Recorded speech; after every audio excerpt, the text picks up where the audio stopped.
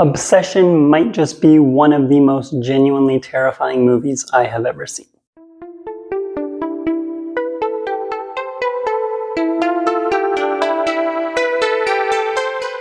Hello everybody, my name is Jesse and welcome to my channel. Curry Barker's Obsession has been getting praised as one of the best horror movies of the year and just one of the best movies of the year in general.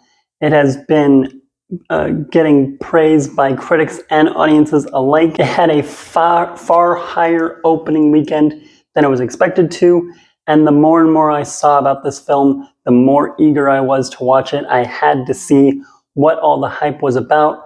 I saw the film a couple of days ago, so today I'm going to finally give you my thoughts on it. And I am very happy to say that Obsession is an incredible horror film.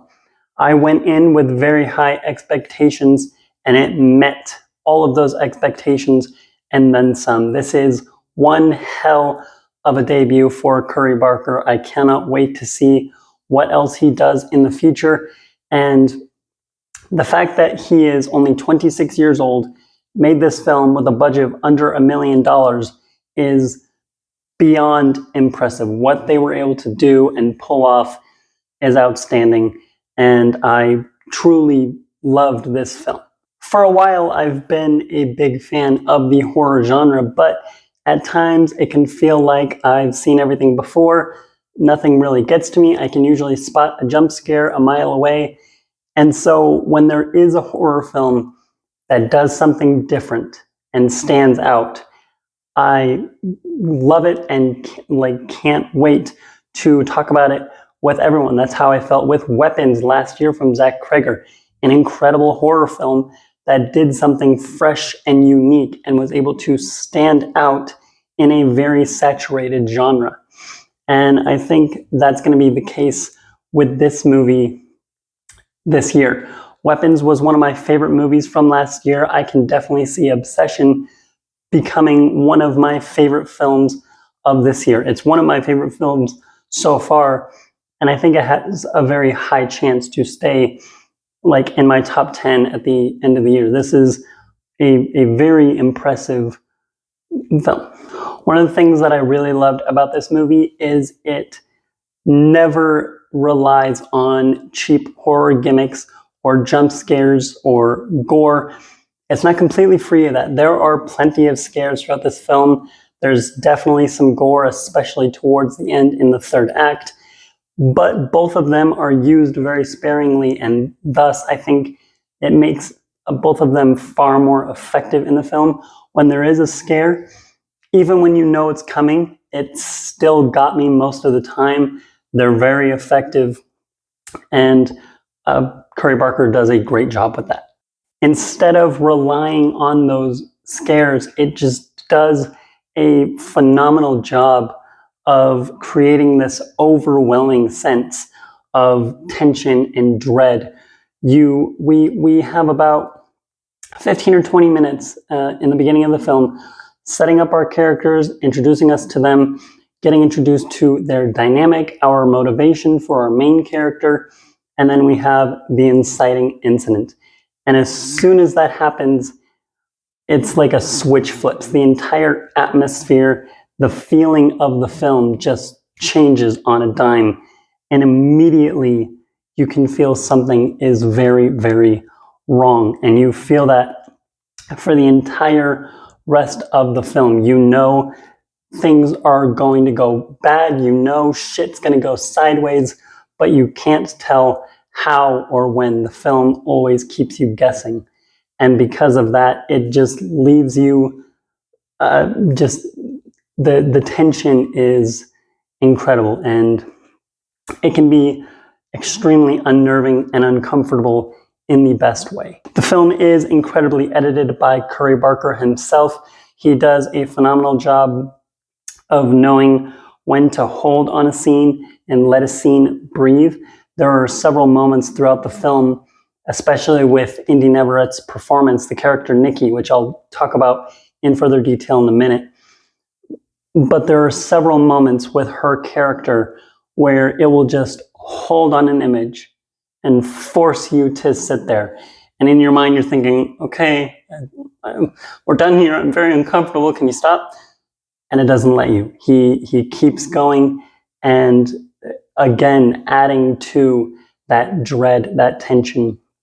It's very, very well done. Coming from a background in comedy sketches, he's also very, very good at balancing the humor with the horror. You'll get just these little interjections of humor, and a lot of times some very, very dark humor. And I think when I saw the film, my theater was completely packed. There was only a handful of empty seats, and everyone would laugh together at all the right times. And I think what made it even funnier was a lot of the times it was more uncomfortable laughter. Like, we were laughing, but we didn't really know what we were laughing at. Like, there's nothing that was really especially meant to be funny. But he does that very, very well. And even the humor works without undermining any of the horror that came before or after it. Now I have to get into what everyone and their mother has been raving about since this movie came out, and that is Indy Neverett's performance as Nikki. Performances across the board here are fantastic. I also loved Michael Johnston as our main character, Bear, but Indy Neverett, or Neveretti, not entirely sure how to say the name, I'm sorry, does such a phenomenal job as Nikki. She can be, like, for the first 20 minutes in our introduction, she's very charming, very funny. You immediately fall in love with her character. And as soon as our inciting incident happens, something just flips. It does such an incredible job of switching between such a variety of emotions, the range of emotions that she was able to switch between, and in turn also make you as the audience feel, was incredible. I think honestly I would put this performance as one of the best horror performances I have seen, at least in recent years, up there with Amy Madigan in Weapons or Toni Collette in Hereditary. Absolutely fantastic. And I think what really made the performance that much more terrifying, at least for me, is how real and believable it comes off as. It's made very clear early on that it's some sort of possession or something that is more so acting through Nikki and talking through her instead of it actually being her. And so the entire performance comes off as something that is clearly not human, trying to act human. Every facial expression, every line delivery, and every movement is just a little bit off and a little bit too much. Like, it's can be very, very creepy because you know you're watching a human, but it's acting in a way that humans do not act. And it's extremely unsettling and unnerving at times.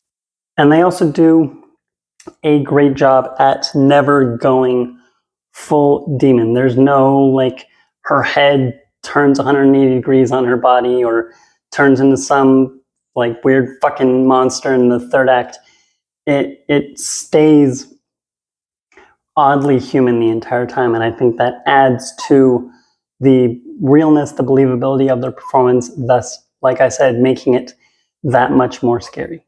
I don't typically get truly scared after a horror movie. I'm not typically, like, afraid of the dark or afraid of being alone after a horror movie. The last time I felt like this after watching a horror film was with Hereditary, that I saw a couple of years ago for the very first time, and that film terrified me. Like, that film really stuck with me for a while. It still stays with me. There are images and scenes that are tough to forget, and that's the way that I feel with this movie. I think it's going to stay with me, and it really just kind of fucked with me and got under my skin in a way that very few horror films have ever been able to. And that's really why I loved it so much. I cannot recommend Obsession enough. I urge you to go see it. See it as soon as possible so you don't get spoiled, and see it in a crowded theater with as many people as possible. You won't regret it. Those are my thoughts on Obsession. Let me know what you thought down in the comments, or if you plan to see it. I'm not sure what you're still doing watching this video if you haven't seen it yet. But that's pretty much all I have for this video. And until my next one, like this one, subscribe to my channel, and keep watching movies.